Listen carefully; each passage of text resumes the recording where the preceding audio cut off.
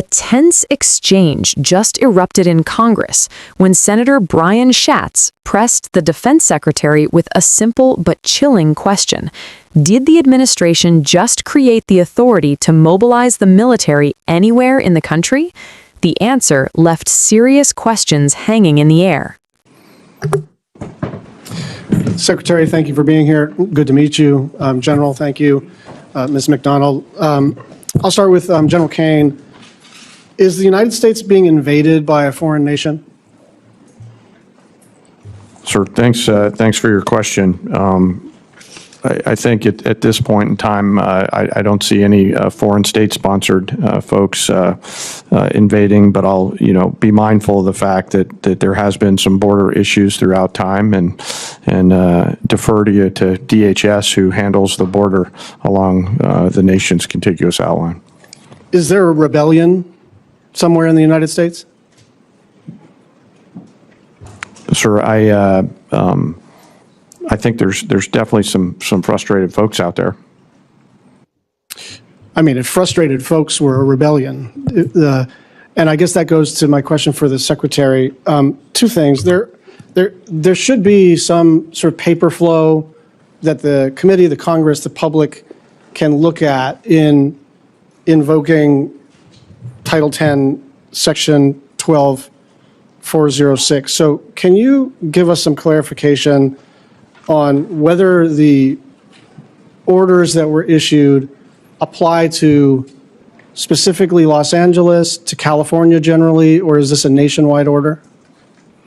The orders that have been issued, which are publicly available and known, relate to an ongoing situation in Los Angeles, which could expand to other places. But it's quite easy to point out that there has been an invasion of 21 million illegals in our country under the previous administration. So this administration was elected to get a hold of that. Yeah, could we just and when you have ICE officers being attacked with concrete blocks, Secretary, they should be allowed to do their job. Secretary, I'd really like to not try to create a viral moment for either of us. I'm actually trying to understand kind of the scope of this order.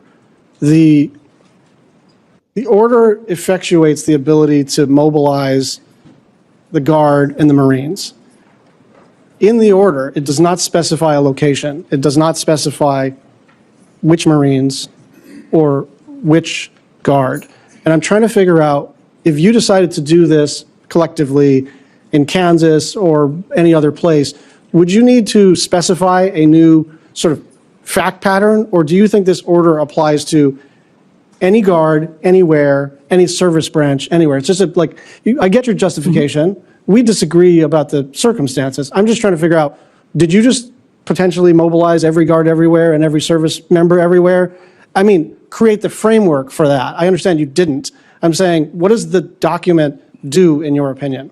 Senator, if you notice, the initial order of 2,000 in California was followed by a follow-on order for the additional 2,000, with a recognition that the situation there required more resources in order to support law enforcement. So part of it is getting ahead of a problem, so that if in other places, if there are other riots in places where law enforcement officers are threatened, we would have the capability to surge National Guard there if necessary. And thankfully, in most of those states, you'd have a governor that recognizes the need for it, supports it, and mobilizes it him or herself. In California, unfortunately, the governor wants to play politics with it.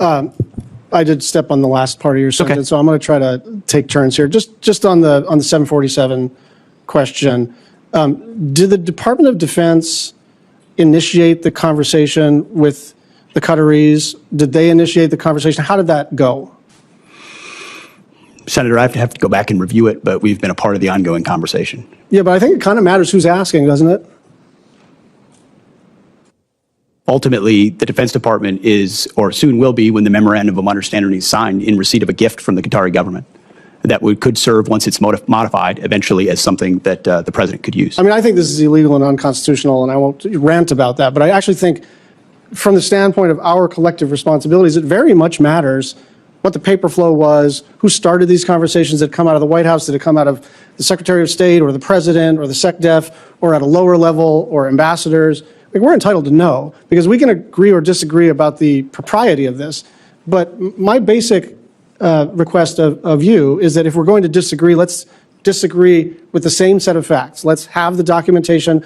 on the Qatari aircraft. Let's have the same set of documentation about what these orders do and don't do with respect to Los Angeles. Because if we're just going to scream past each other and then see who succeeds more on the internet, that's actually not the way to do this work. We're supposed to be in struggle against each other, but in a way where we actually have all the information. You have our information, we have yours, and so I'm hoping that we can get some documentation about both matters in a nonpartisan, bipartisan way. Thank you. What happened in this hearing might look at first like a technical discussion about military orders and legal authorities, but the questions Senator Brian Schatz raised go straight to the heart of one of the most sensitive issues in American democracy: when and how the federal government can deploy the military inside the United States. The conversation began with a deceptively simple question. Schatz asked whether the United States is currently being invaded by a foreign nation.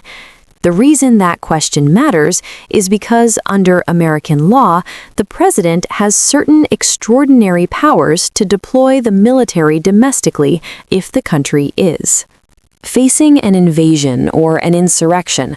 Those powers are rooted in laws like the Insurrection Act and provisions under Title 10 of the U.S. Code.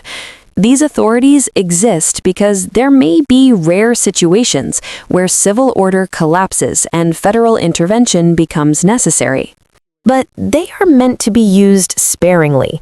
In fact, American history shows a deep reluctance to use federal troops inside the country, except under extreme circumstances. The reason is simple. In a democracy, law enforcement is supposed to remain primarily a civilian responsibility. Once military forces begin policing American streets, the line between national defense and domestic governance can become dangerously blurred. The issue Schatz was probing relates to recent federal orders that appear to authorize military support during unrest connected to immigration enforcement operations. According to the discussion in the hearing, the orders specifically referenced unrest in Los Angeles, but may have been written broadly enough that they could potentially apply elsewhere. This is where Schatz's concern became very clear. He was not trying to create a political spectacle or produce a viral clip. In fact, he explicitly said he wanted to avoid that kind of moment. What he wanted was clarity about the scope of the authority being claimed.